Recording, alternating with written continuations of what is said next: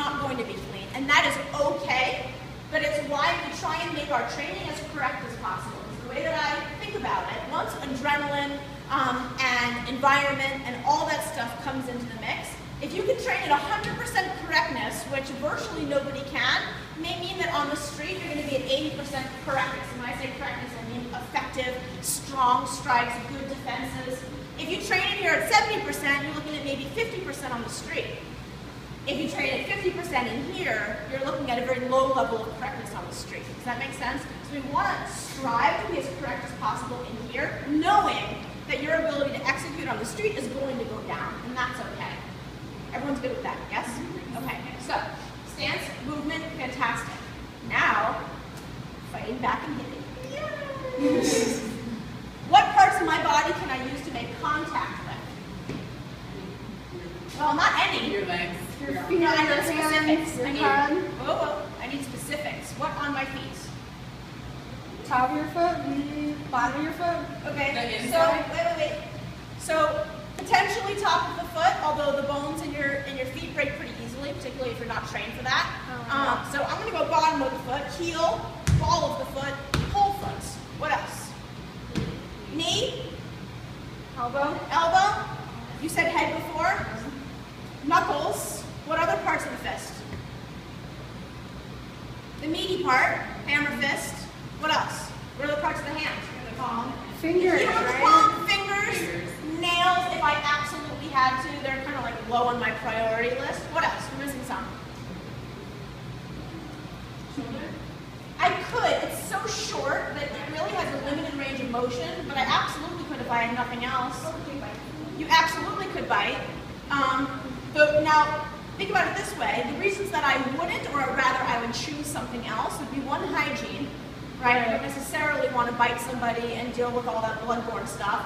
And the other is think about how close you have to be to somebody in order to do that. If I have other options, I'd rather do that, but it's absolutely an option. You can use anything at your disposal as long as it's going to create an impact. And by impact, we mean pain.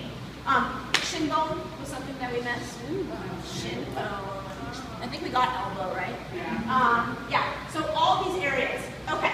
Biggest bang for your buck, think like the biggest, strongest person you can think of. When I teach kids, I tell them to picture the Incredible Hulk, and I ask them to tell me the 4 main places on the Incredible Hulk that would do damage just like on any other person. That's the way I think. I don't want to mess around with parts of the body that can get stronger in the gym or with training. I want to aim for places you can't make stronger in the gym and that are going to be vulnerable. 4 main places I strike first on somebody. First. Where are they? Groin? Not in any particular order, by the way. Eyes. Throat, eyes, Nat. He gets hit in the ribs all the time. Are you kidding me? I'm going to punch him in the stomach. I'm going to like really punch, okay? Wow. Okay. So we'll scratch stomach. Somewhere on the face. We have eyes, we have throat, nose. Eyes, nose, throat, and groin. Eyes, nose, throat, and groin. Eyes, nose, throat, and groin. Are there secondary places? Yeah, there are knees and top of the feet and collarbone and jaw and lots of secondary places. But for women, eyes, nose, throat, and groin. Everyone's good with that, right? Okay.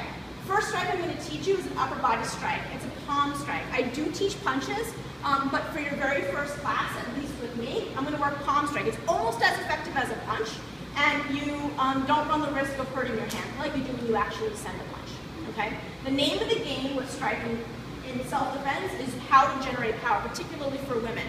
You may only have one opportunity to hit somebody, so if you swat or slap or don't hit with enough force, you run the potential of pissing this person off, right? And they're going to escalate their efforts against you. So when you hit, you need to hit with enough force to stun them in order to escape. And keep that in mind. We're not talking about beating anybody up. We just want to get away. Okay, I know. You'd like to, right? But you want to get away. You want to get away. So go ahead and get back into your stance. So for palm strike, we're going to start with left. You got it right to start with. Marcus is going to help you out.